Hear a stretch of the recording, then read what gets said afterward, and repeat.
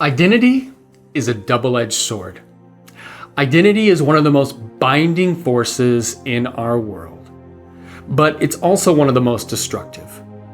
Identity can instill in us a deep sense of belonging, but it can also instill in us a blind allegiance where we're willing to defend our tribe at all costs.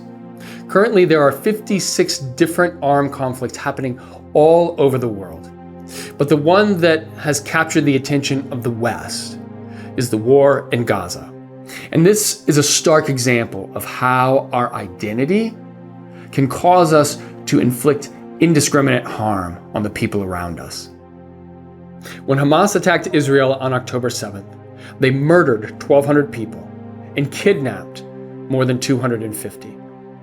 Among those who were murdered were two 12-year-old twins, Liel and Yannai Hetzroni. Now Liel, she was known as being super friendly, and she was supportive of everyone around her. She had a pure heart, a huge laugh, and she loved to go crazy with her friends. Her twin brother Yannai, he was known for his warmth and humor. He was a leader among his peers, but he was also an entertainer who could brighten everyone's day with his infectious joy and laughter. Both twins were corralled into a home with a group of people by members of Hamas and were killed in mass. Now, after that gruesome day, the Israeli military started conducting strikes into Gaza. And what quickly became apparent is that they were not concerned about the collateral damage that was being caused to civilians. To date, more than 40,000 civilians have been killed in Gaza, most of whom were women and children. One of the people who was murdered was Tala Abu Ajwa, a 10-year-old girl who would survive the war for 332 days. She and her family had fled on foot 8 different times to avoid the conflict. The day before she was murdered, she was talking to her father about how she dreamed of going back to school and becoming a dentist. The day of her death, she was outside on her rollerblades, which she loved, just enjoying life, when a missile came from the sky and snuffed out her life.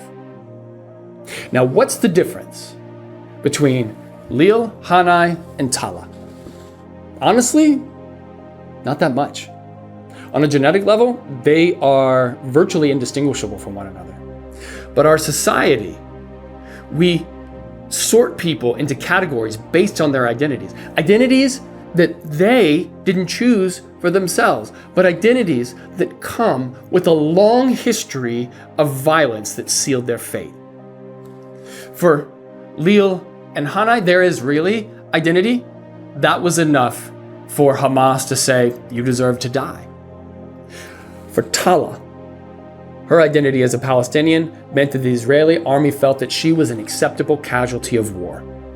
And now, both families have to endure the intense pain that comes with losing a child.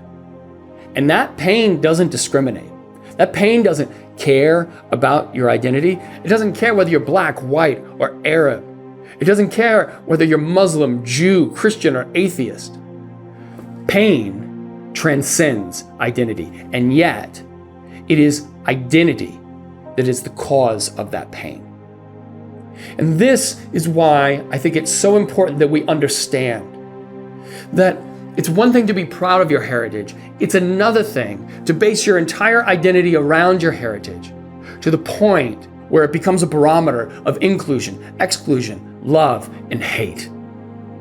And this is why what I talked about earlier of having an identity of openness is so incredibly important, because that's what the Kokoro community is all about.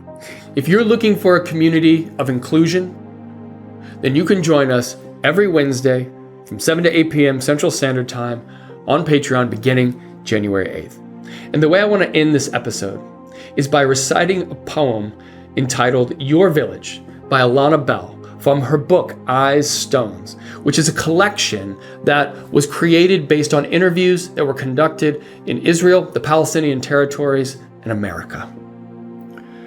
Once in a village that is burning, because a village is always somewhere burning. And if you do not look, because it is not your village, it is still your village. In that village is a hollow child. You drown when he looks at you with his black, black eyes. And if you do not cry, because he is not your child, he is still your child. All the animals that could run away have run away. The trapped ones make an orchestra of their hunger.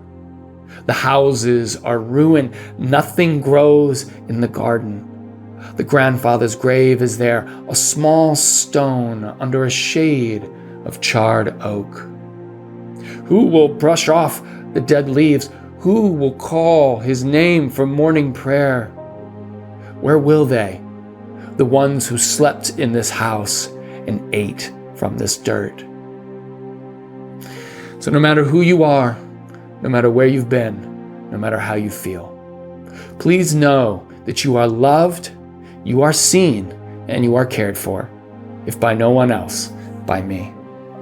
My name is Alex Lang, and until next time.